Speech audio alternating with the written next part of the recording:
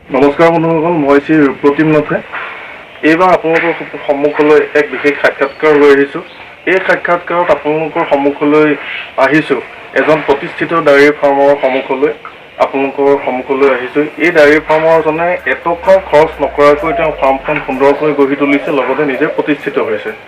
তেওঁৰ নাম হৈছে শ্ৰী পলাশ বৰদলৈ, উজৰবৰী গাঁও, নগাঁও জিলা। নমস্কাৰ দাদা। নমস্কাৰ। ডায়েৰী অসমলৈ, ইউটিউব চেনেল ডায়েৰী অসমলৈ আপোনাক স্বাগতম জনাইছোঁ।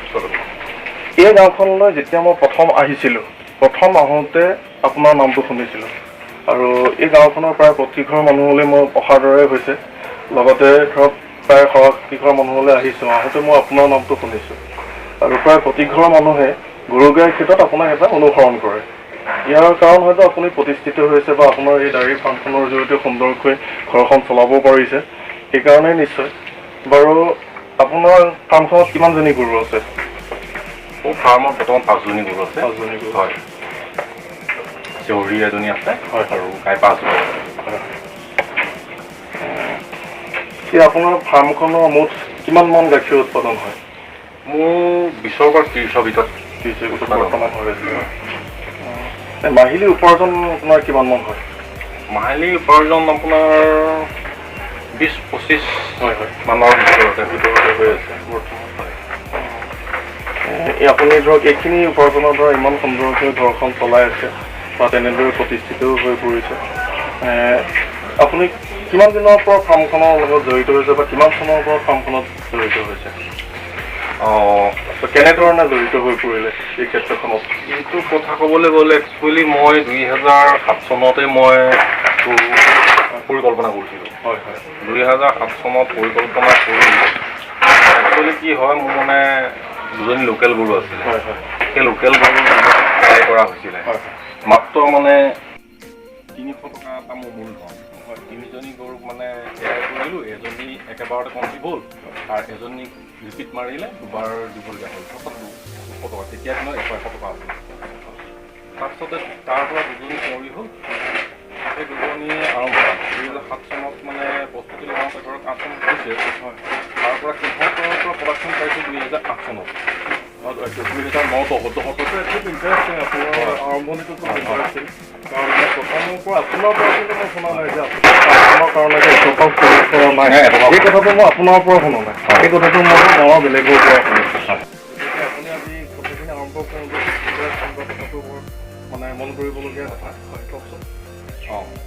সেই আৰম্ভণি সেই 300 টকাই মূলধন, তাৰ পৰা মোৰ 2জনী হ'ল, তাৰপিছত সিহঁত 2জনী যেতিয়া গাভিনী হ'ল, তাৰ পৰা আকৌ 2জনী চেউৰী হ'ল, টোটেল হ'ল 4জনী। 2জনীৰ পৰা মোৰ 4জনী হ'ল। সেই 4জনীৰ পিছত আকৌ সিহঁতটো মেচিয়ৰ হ'ল, মেচিয়ৰ হওঁতে আৰু 2জনী হ'ল, তাৰে এজনী চেউৰী মই বেচিলোঁ মাজতে, টোটেল 5জনী আৰু। এতিয়া বৰ্তমান এই এজনী চেউৰী আছে, দেখিছে। হয়। এনেধৰণে আৰম্ভণি হৈ গৈছে। বৰ্তমান আপোনাৰ এইখিনি গৰু আছে, আৰু ইয়াৰ ভিতৰত আপোনাৰ আৰু গৰু আছিল নে আগতে, নে বিক্ৰীও কৰিছে? আছিলে, এজনী চেউৰী বিক্ৰী কৰা বুলি কৈছোঁৱেই, আৰু মেচিয়ৰ গাই এজনী বিক্ৰী কৰিছে। আৰু দমৰা পোৱালি বেচিলোঁ আপোনাৰ 8-9টামান হ'ব। 8-9টামান। সেই দিশৰ পৰা আপুনি যথেষ্ট লাভৱান হৈ পৰিছে। হয়। এতিয়া এই গৰুখিনিৰ পৰা যদি আপোনাৰ ঈশ্বৰে কৰে, তেনেহ'লে যদি যথেষ্ট মানে চেউৰীৰ প্ৰডাকশ্যন হয়, তেনেহ'লে এই ক্ষেত্ৰত আপুনি আৰু আগবাঢ়িব পাৰিব। সম্ভাৱনা। সেই চেউৰীজনী যদি আপোনাৰ ফাৰ্মতে থাকিল হয়, বা সেই গাইজনী থাকিলে আপোনাৰ আৰু বাঢ়িল হয়, লগতে গাখীৰ উৎপাদনৰ নিশ্চয় বাঢ়িছে। কিন্তু এইটো ক'ব লাগিব যে সেই গৰুকেইজনী বিক্ৰী কৰিলে বা সেই গাই পোৱালিজনী বিক্ৰী কৰিলে তাৰ পৰা যিটো পৰিমাণে মোটা অংকত আপুনি পইচা পালে, সেইটোৰ দ্বাৰা আপোনাৰ এটা লাভজনকেই হৈ পৰিছে, সেইটো ক'ব লাগিব। হয়, এনেই মানে ধৰক প্ৰতিজনী গৰুৰ ক্ষেত্ৰত আপোনাৰ ধৰক এজনী গৰু গড়ৰ গাখীৰ উৎপাদন কিমান মান হয়? মোৰ 6ৰ পৰা মোৰ 9লৈকে হয়। 9লৈকে? 6 তলে 6 আৰু ওপৰে 9। 9লৈকে গৈছে আপোনাৰ। গৰুকেইজনী ক্ৰছ জাৰ্চিহে, আমাৰ কৃত্ৰিম প্ৰজনন কৰা থলুৱা গাড়ীৰ পৰা।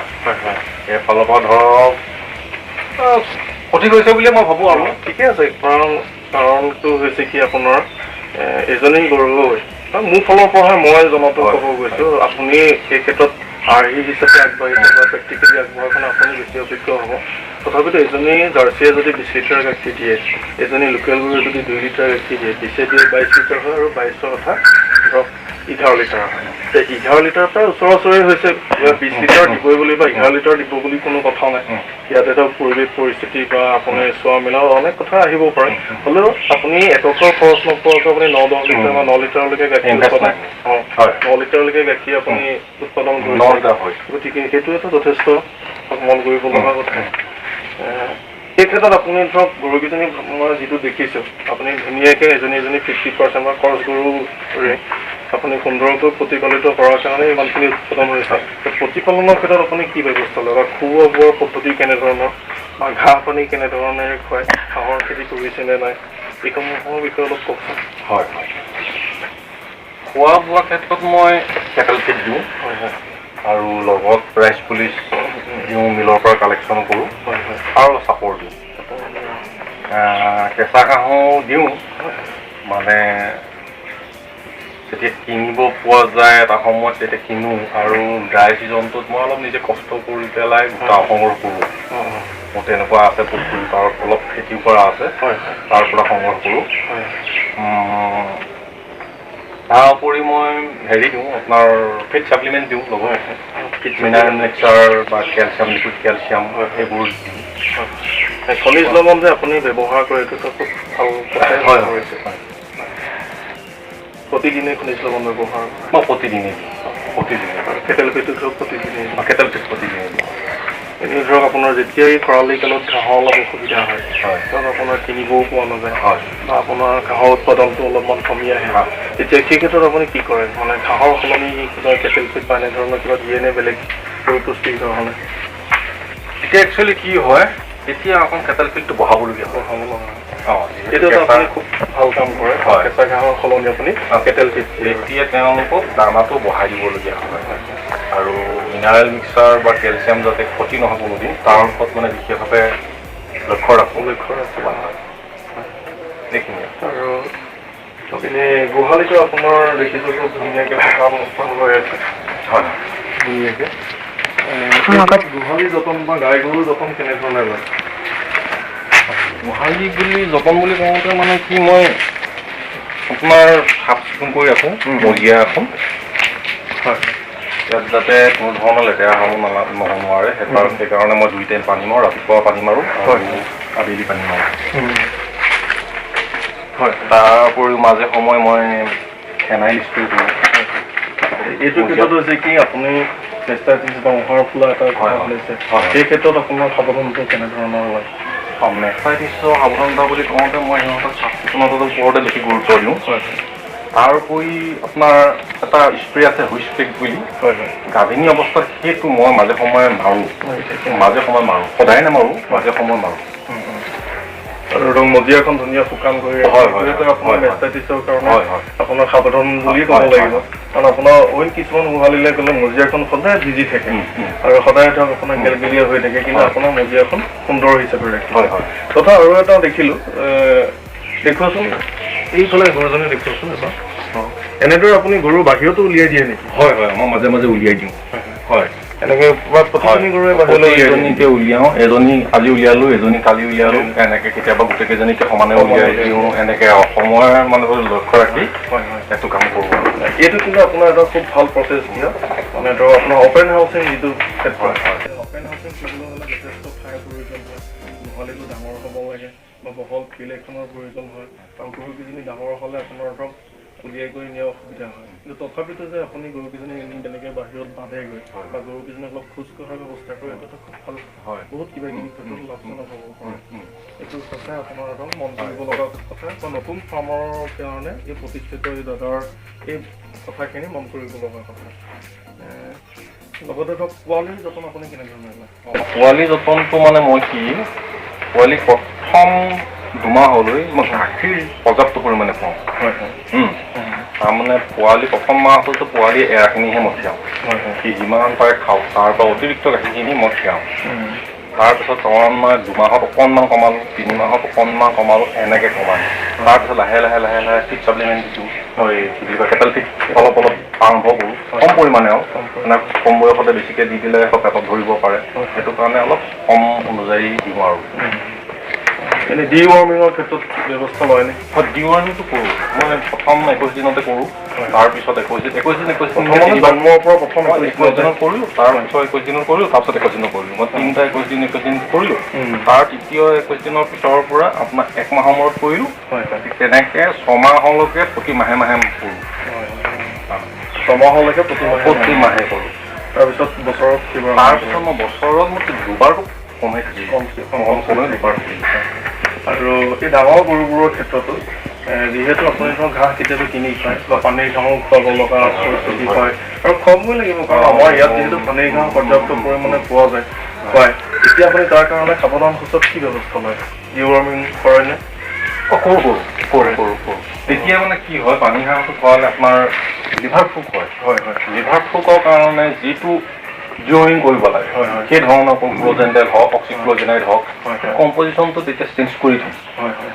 মানে এলবেণ্ডাজলৰ ঠাইত প্ৰথমতে এলবেণ্ডাজল দিলোঁ, তাৰপিছত কম্পজিশ্যনটো অকণ চেঞ্জ কৰি দিওঁ, মানে লিভাৰ ফ্লুকৰ কাৰণে যিটো কাম কৰে তেনেকুৱা। এইখিনি কথা আপোনাৰ নিজে নিজে মুখস্থ হৈ গৈছে। এজন ধৰক পশু চিকিৎসকৰ সাধাৰণতে এইখিনি কথা তেওঁ পৰামৰ্শ ল'ব লাগে। সাধাৰণতে গৰু পোৱালি যেতিয়া ডিৱৰ্মিং কৰিব লগা হয় তেতিয়া পশু চিকিৎসকৰ যেন পৰামৰ্শ লয়, এইটো মোৰ ফালৰ পৰাও থাকিল। লগতে গাই গৰুৰ ক্ষেত্ৰতো যেতিয়া ডিৱৰ্মিং কৰিব লগা হয় তেতিয়া পশু চিকিৎসকৰ পৰামৰ্শ ল'ব লগা হয়। আপোনাৰ এই কথাবোৰ যে মনত ৰৈছে, এলবেণ্ডাজল, ফেনবেণ্ডাজল বা অক্সিক্ল'জেনাইড আপুনি নামসমূহ কৈছে, এইসমূহ আপোনাৰ কেনেধৰণে মনত হৈছে?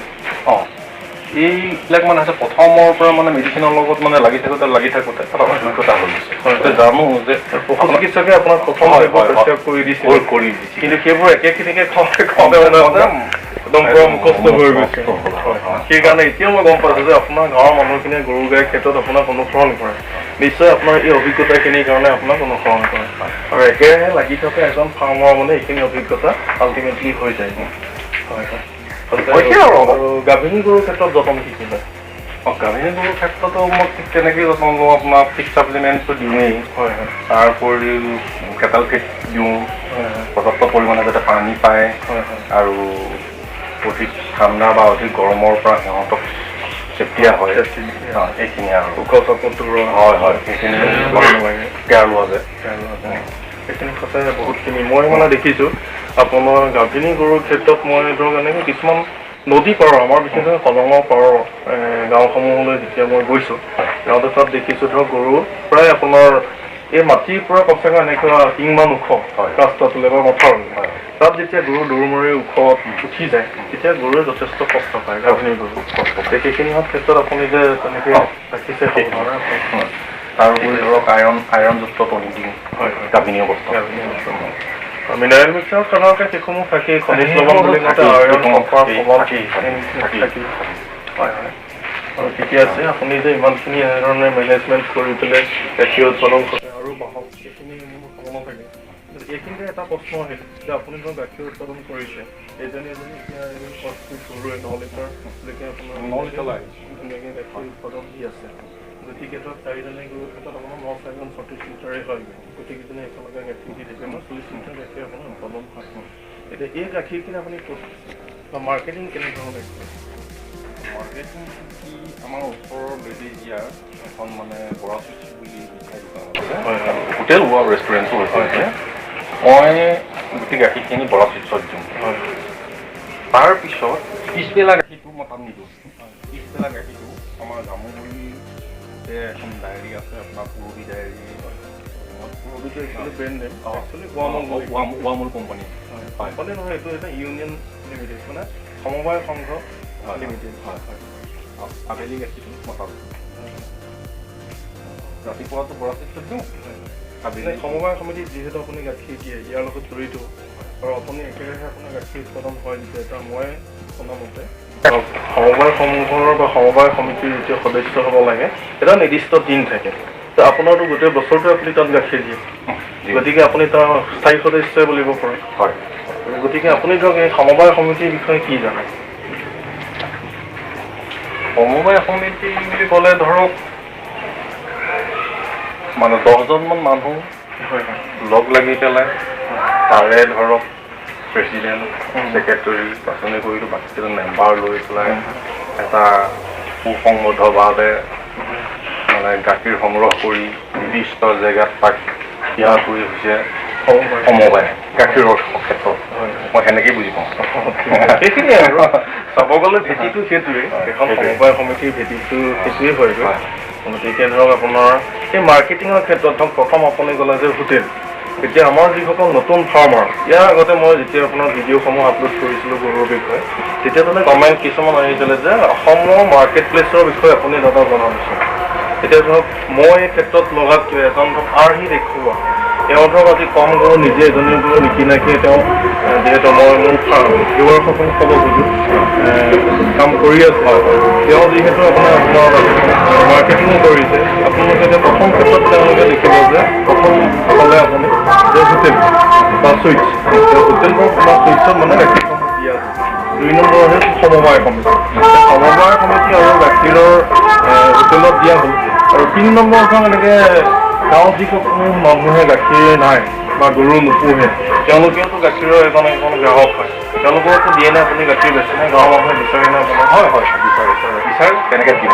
হয়, ধৰক এই ক্ষেত্ৰত সমবায় সমিতি হিচাপে খুলিলে এজন ধৰক 10জন তেনেকুৱা আপোনাৰ বোলে 10জন ল'ৰা গোট খালে, তেওঁলোকে গৰু কোনোবাই হয়তো কিনি আনিব পৰা, সেই কিনি আনিলে তেওঁলোকে ধৰক 10জন ল'ৰা গোট খালে, তেওঁলোক এই ক্ষেত্ৰত আপুনি কি পৰামৰ্শ দিব খোজে মাৰ্কেটৰ ক্ষেত্ৰত? তই ভাল কথাই কৈছে বাৰু। যদি তেনেকৈ 10জন ল'ৰা গোট খায় বা 11জন 12জন মানেই নহওক, তেনেকৈ যদি প্ৰত্যেকেই যদি গাখীৰ উৎপাদন কৰোঁ বুলি ভাবে, তেতিয়াহ'লে মই ভাবোঁ যে মাৰ্কেটৰ কাৰণে ইমান টেনশ্যন খাবলগীয়া একো নাই। সকলোৱে গাখীৰ উৎপাদন কৰিলে, গাখীৰটো আমি একেলগত গোটালোঁ, গোটাই পেলাই আমি এটা নিৰ্দিষ্ট জেগাত হওক বা আমি নিজাকৈ এখন ছ'চাইটিও খুলি ল'ব পাৰোঁ।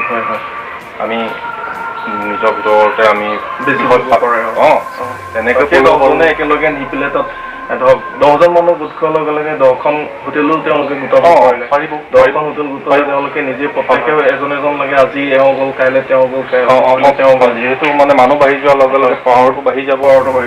তেনেকুৱা সেইটো এটা ঘূৰি আৰু এখন সমবায় সমিতি বুলি ক'লে আমি সাধাৰণতে ধৰক ডাইৰেক্ট ডেভেলপমেণ্ট অফিচৰ জৰিয়তে এখন সমবায় সমিতি গঠন কৰিলে তেওঁলোকে হৈছে কি ইউনিয়নৰ লগত যুক্ত কৰি দিব লাগে, বা আপোনাৰ পশ্চিম অসম দুগ্ধ উন্নয়ন সমবায় সংঘ লিমিটেড যিটো ক'লে পূৰ্ববিদাৰী, তেওঁলোকেও হৈছে এটা ইউনিয়ন লিমিটেড।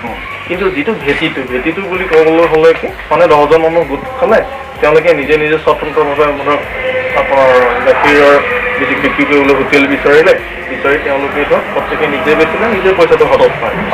যদি তেওঁলোকে ইচ্ছা কৰে ইউনিয়নৰ লগত জড়িত হৈ পৰিব পাৰে, মানে আপুনি কোৱা কথাটো মই মানে ব্যাখ্যা কৰি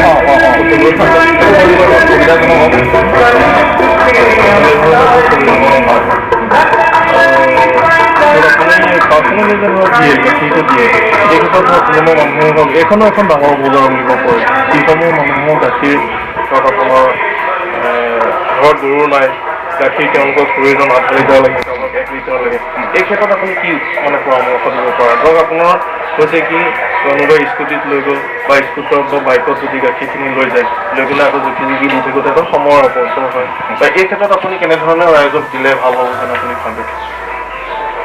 মই এই ক্ষেত্ৰত মোৰ সময় মানে অপচয় কমাবৰ কাৰণে এটা ভাল বুদ্ধি আছে, পেকেটিং। যিটো পেকেটিং আজিকালি চলিছে তাত ধুনীয়াকৈ পেকেটিং কৰি ল'লে, ঘৰতে কৰি লৈ আপোনাৰ মোনা ঘৰতে কৰিবলৈ হ'লেতো ধৰক আপোনাৰ যিসমূহ প্ৰতিষ্ঠিত ব্ৰেণ্ড আছে তেওঁলোকে হৈছে কি ধুনীয়াকৈ তেওঁলোকে ষ্টিল কৰি দিয়ে। এই ক্ষেত্ৰত আপুনি কি ব্যৱস্থা লয়? মই তেনেকুৱা ব্ৰেণ্ডৰ নাম দিয়া নাই, মানে নিজে ব্ৰেণ্ড হৈ গৈছে। এতিয়া মানে সেই গাখীৰটো ভাল গাখীৰ এটা মানুহক দিওঁ, গ্ৰাহকক দিওঁ, গ্ৰাহকে খাই বা গ্ৰাহকে নিজে ব্ৰেণ্ড দিব। এতিয়া মই য'ত দিছোঁ মানে কোনো পেকেটৰ চিলটো কেনেকৈ কৰে আপুনি? চিল ৰবৰ মাৰি সেইটোৱে মই মানে জানিব বিচাৰিছিলোঁ, কাৰণ কিয় আপোনাৰ পুৰবী গাখীৰৰ পেকেট এটা কিনিব গ'লে মেচিনত পেকিং কৰি দিয়ে, আপুনি সময়টো বচাব গ'লে ৰবৰ দি ধুনীয়াকৈ লগাই দিয়ে। সময় লছ নহয়, এনেকৈ জাক ঘৰত দিব লাগে, এটা দিলোঁ আৰু তাত গুচি আহিলোঁ। এই ক্ষেত্ৰত এটা ভাল আপোনাৰ পৰামৰ্শ দি পোৱা গ'ল যে মাৰ্কেটখন কেনেদৰে বিচাৰিব লাগে, কেনেদৰে ৰাইজক দিব লাগে। আৰু এই ক্ষেত্ৰত মই আৰু এটা শুনিছিলোঁ যে সমবায় সংঘ লিমিটেডত যেতিয়া গাখীৰ দিয়া হয় বা ইউনিয়ন লিমিটেডৰ গাখীৰ দিয়া হয় তেওঁলোকে গুণাগুণটোৰ বিষয়ে মই আপোনাৰ বা কোৱালিটিৰ বিষয়ে মানদণ্ড যে আপুনি সেই ক্ষেত্ৰত কি অভিজ্ঞতা আপোনাৰ হৈছে কাৰণ আপুনি গাখীৰ হোটেলতো দিয়ে ইউনিয়ন লিমিটেডৰ সমবায় সমিতিটো দিয়ে লগতে ধৰক গাঁৱৰ ৰাইজকো বেচে গাখীৰৰ মানদণ্ডৰ ক্ষেত্ৰত আপুনি কি ক'ব বিচাৰে গাখীৰৰ মানদণ্ডটো সঠিক হ'বই লাগিব তেতিয়াহে এখন সঠিক বজাৰ পোৱা যাব আৰু ৰাইজৰ পৰা সঁহাৰি পোৱা যাব হয় হয় এতিয়া আমাৰ ডায়েৰী হ'ল যে মেচিনত চেক কৰে হয় হয় SMS তাৰ ওপৰত আমাৰ ৰেট চিন্তা কৰে হোটেলত হৈছে কি হোটেলত তেওঁলোকৰ মেচিনেদি চেক নকৰে কিন্তু তেওঁলোকে কি কৰে কাৰিকৰে এটা খানা ফালিব এই গাখীৰত 1 লিটাৰ গাখীৰত কিমান পৰিমাণৰ চানা ওলাব লাগে তেওঁলোকে চানাটো ফালি জনা গম পায় তেওঁলোকে প্ৰেক্টিকেল কৰি মানে গুণাগুণটো গম পায় হয় আৰু আমাৰ ৰাইজেতো খাওঁতে গম পাব হয় হয় এইখিনি হৈছে কি এটা ডাঙৰ গাখীৰৰ মানদণ্ড বা গাখীৰৰ কোৱালিটি এই কথাটো ধৰক ওলায় কিন্তু যেতিয়া এজন মানুহে এজনী গৰু পোহে মই ধৰক বিভিন্ন ঠাইত ঘূৰোতে ধৰক কেতিয়াবা দেখোঁ তেওঁ এজনী গৰু পোহে কিন্তু গাখীৰৰ কোৱালিটিৰ কথা ক'লে তেওঁ ধৰক কয় যে মোৰ গাখীৰ ভাল কিন্তু যেতিয়া ধৰক আপোনাৰ সমবায় সংঘত মানে জোখা যায় তেতিয়াহে আচল কথাটো হয় তেতিয়া মই কিছুমান ক্ষেত্ৰত দেখিছোঁ তেতিয়া এটা মানে মোৰ গাখীৰ ভালেই কিন্তু তেওঁলোকৰ মেচিনত জোখোতে তেওঁলোকৰ মেচিনত জোখোতে কোৱালিটিটো কম হয় কিন্তু এই ক্ষেত্ৰত আপুনি এটা ভাল আপোনাৰ অভিজ্ঞতা হৈছে যে আপুনি হোটেলত দিয়ে গাখীৰ যি মানুহে হোটেলত গাখীৰ দিয়ে তেওঁ গাখীৰৰ কোৱালিটি নিজে মেইনটেইন কৰিবলৈ বা মেইনটেনেঞ্চৰ গাখীৰৰ কোৱালিটি বা গাখীৰৰ মানদণ্ডটো মানে সঠিকভাৱে ৰাখিবলৈ তেওঁ মানে এটা মানে শিকিব পৰা হয় বুজিব পৰা হয় ঠিকে আছে বহুতখিনি কথা আজি জানিলোঁ আপোনাৰ পৰা আৰু হৈছে কি আপুনি মানে এটা আৰ্হি দেখাইছে উপদেশ দিয়া নহয় আৰ্হি গতিকে নতুন যুৱ প্ৰজন্মৰ যিসকলে নতুনকৈ ডেইৰী ফাৰ্ম খুলিব বিচাৰে তাৰ ক্ষেত্ৰত এই দাদা হৈছে এজন আৰ্হি গতিকে এইখিনি কথা আপোনালোকে অনুসৰণ কৰিব পাৰে আৰু বহুত ধন্যবাদ আপোনাৰ বহুমূলীয় পৰামৰ্শখিনি দিলে আৰু আপুনি এটা আৰ্হি দেখাইছে গতিকে যিমানখিনি পাৰিছোঁ ধন্যবাদ